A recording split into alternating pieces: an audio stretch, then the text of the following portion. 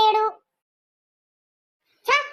ఈ పిల్లి పాడగాని ఈ పిల్లి కత్తరచ్చిపోను. నా ఇంటికి వస్తాంది, ఇక పోవత్తలే రాయ నీకు నీ దీనాలు గాను. ఉన్నదంతా తింటాంది పోతాంది.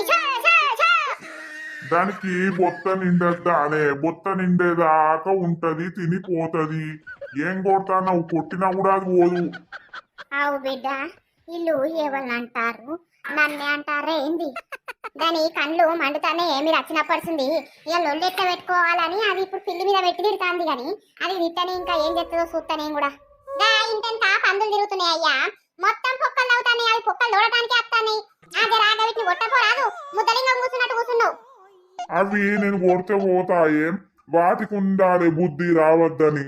అరే అరే అరే, ఈ కాకులు పాడగాను, ఈ కాకులకు గత్తరచిపోడు, ఇవి దీలాలు గాని ఎప్పుడు మా మీద పడేస్తాయి. చూసినవానయ్యా, అది మనము గిట్ల తిడతానని అది కాకుల మీద పెట్టంటాంది.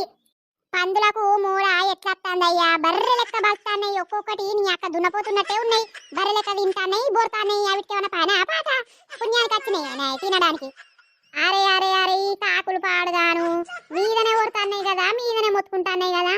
నీ అక్క నాకు కిక్కే లేసనంటే కత్తి అందుకొని కొడతా. మళ్ళా సో నడురు నుండి మళ్ళా వీడికెళ్ళి వచ్చారు.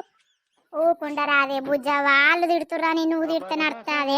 పీకంతి వాళ్ళ పాపం వాళ్ళకే గాని మేము పోతాం ఇయ్యాల. నువ్వు వాళ్ళకు భయపడిపోతా అంటున్నావా? దానికి ఇంకా